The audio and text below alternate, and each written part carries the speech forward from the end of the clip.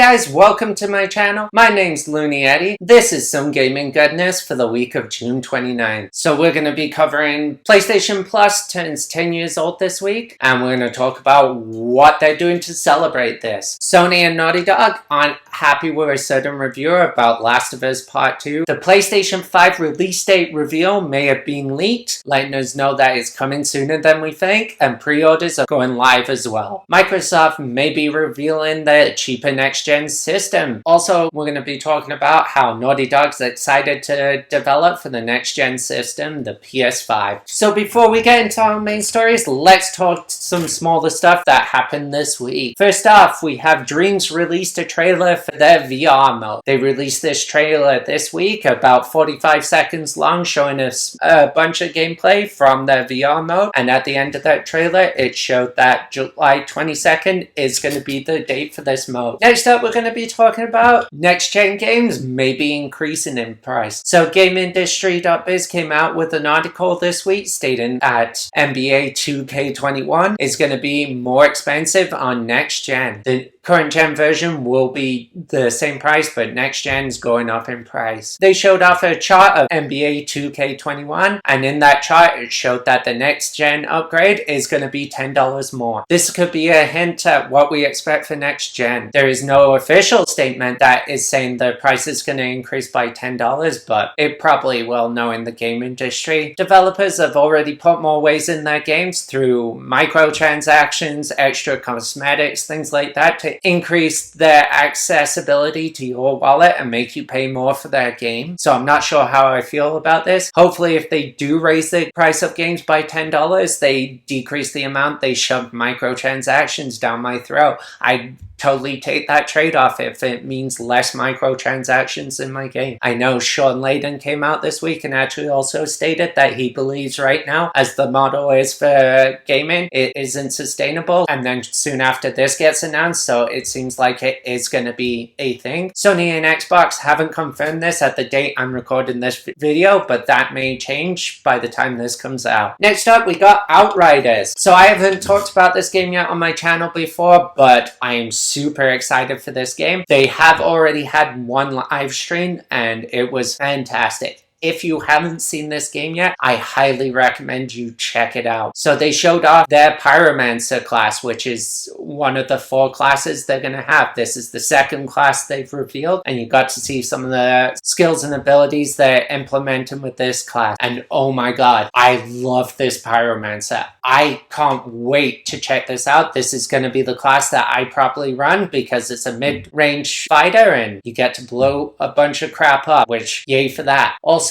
they did say that you can heal with skills with this character, which for me is great because I am an aggressive player when I get in there. I want to go in, blow a bunch of crap up, and just destroy everything, and if I can heal while doing that, I'll be able to survive longer. I know it drives my teammates nuts sometimes because I die quite a lot from how aggressive I am in games. I'll leave a link down below to the live stream so you can check it out for yourself if you haven't already. I highly recommend you do so. This game's going to be coming this holiday season. So the last thing we're going to talk about before we get into our main topics is Sony could be spending some serious cash to acquire a new studio. So a report from Bloomberg came out this week stating that Sony is in talks with Warframe's developer Liu Technologies about acquiring them as a first-party studio. Originally, it's reported that they were in talks with iDreamSky to do a majority buyout, but because of the pandemic, talks were halted all the way back in March, and Sony's taken this opportunity to try and buy them out instead. This isn't to say that Sony will buy them out, it just means they're in talks. I will let you guys know as more information comes out. This buyout could happen as soon as this month. Hopefully, we'll get some news on this soon, and I'll let you guys know as soon as I know. So our first major story we're going to talk about today is PlayStation Plus turns 10 years old. I can't believe it's been 10 years since PlayStation Plus came out. I remember when it first came out, and man, this is making me feel old because I didn't know it'd been 10 years since this came out. They're doing a couple of things to celebrate it. One of the things they're doing, they are going to be dropping a 10-year anniversary theme, as well as we're going to be getting an extra game this month for PS Plus. The games for PS Plus this month are going to be NBA 2K20 as well as Rise of the Tomb Raider and Erica. These games will be available starting July 7th. So next up we got is Naughty Dog. So there was some reports going around this week that Sony and Naughty Dog aren't happy with one reviewer that reviewed The Last of Us Part 2. So a reviewer from ICE by the name of Rob Zachney apparently got in Sony and Naughty Dog's bad blood this week. So much in fact that one representative of Sony reached out to Zachney and stated that he felt he was being unfair in his review and just did not agree about what he had to say. When talking about this, Zachney said that he felt it wasn't aggressive in any nature or whatsoever, and he was glad to explain to the representative why he felt the way he did. Currently, Sony and Naughty Dog haven't actually replied to these allegations, but a lot of journalists are coming out and saying that this probably did happen. I haven't heard of any other cases of anybody being contacted by any Sony representative on this, but man, it's crazy to think that just because you say something bad about a game, they're going to come and contact you and question you about this. So next up we're going to talk about is Reggie Fils-Aimé, who, if you don't know, is the ex-president of Nintendo of America. He sat down with Neil Druckmann from Naughty Dog on his podcast Talking Games with Reggie and Harold. On this podcast, they talked about the PS5 and how Naughty Dog's really excited of the potential of the SSD of the PlayStation 5. So Neil went on and talked about the PS5 and how excited Neil and Naughty Dog are about developing for the system. Neil stated, "At the end of a console generation, you always feel the constraints. You always feel like you're pushing against a bunch of walls and finding the little cracks where you can take things a little further, whether it's memory or CPU or hard drive speed. When you start a new generation, it's a double-edged sword." Druckmann said, "On the other hand, you have to build new tech for the new hardware, and that can be an uphill battle. But on the other hand, all of a sudden you feel this freedom of, oh my god, we can breathe again. We can break away from the constraints, and one of the things that we're excited by is the solid state hard drive and what it means for almost seamless loading." He goes on to state, "We do so much work on our end. Once you start the adventure, you never see a load screen. And there's so much work that happens behind the scenes of how we design the levels, how we chop them up, and it's all invisible to the player. You never see any of that work," he added. "But now, knowing that we're going to be able to load things more quickly, it just means the designers don't have to be as constrained by how they lay things out, how we think about things when we load new characters. So I'm excited to see the doors that open for us." So basically, to break that down, he's super excited for the SSD because it will decrease the amount of effort they have to put into developing workarounds for the restraints on the speeds for loading in current gen. So based on this statement made by Neil, hopefully we can finally decrease the amount of crunch time in the game industry. I, for one, really think it's a terrible thing and it needs to be decreased. So the PS5 seems like it may be the answer to helping at least tackle some of the issues involved with development time and crunch culture itself. Two other things that were mentioned during this podcast is Neil did state that the studio is going to be taking a break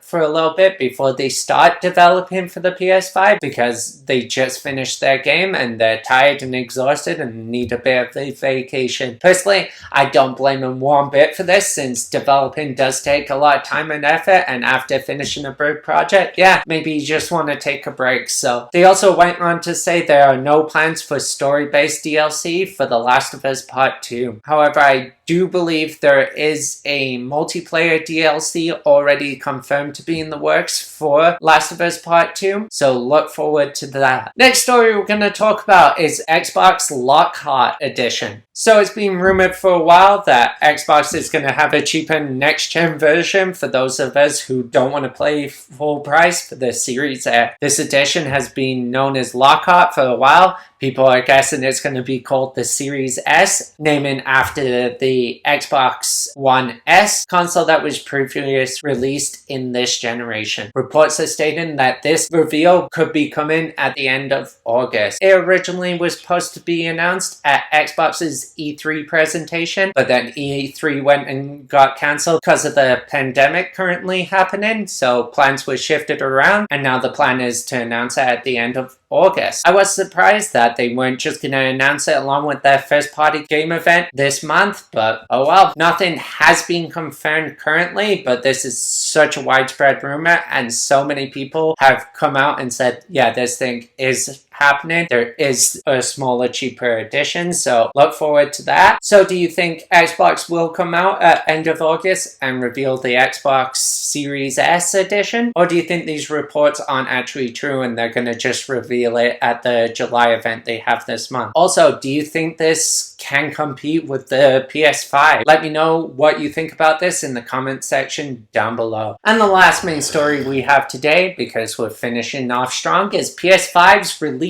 date may be getting revealed soon, and then pre-orders going up soon after. So according to a Twitter user, Roberto Serrano, he states that Sony's going to be revealing the PS5 release date and opening up pre-orders on July 13th. So this is some really exciting news. However, right now this is still a rumor, so don't get too excited, but I definitely mark your calendars for this day. Sony hasn't come out and announced anything currently, but that's probably going to change soon, and if this is true, it'll probably happen in the next week or so. This release date could come in the form of a blog or just small live stream video they're going to do. If it is a real thing, they will announce it sometime soon, because July 13th is not that far away, so hopefully we get to hear about this soon, and I hope this is real because I can't wait to get my pre-order in for the PS5. And that's the end of the show today. Thanks so much for checking me out. We covered a lot of topics today. Thanks for bearing with me on all that. If you enjoyed this video, hit the like button. And if you haven't already, subscribe to my channel. I've been Looneyeddie. This has been some gaming goodness, and I'm out.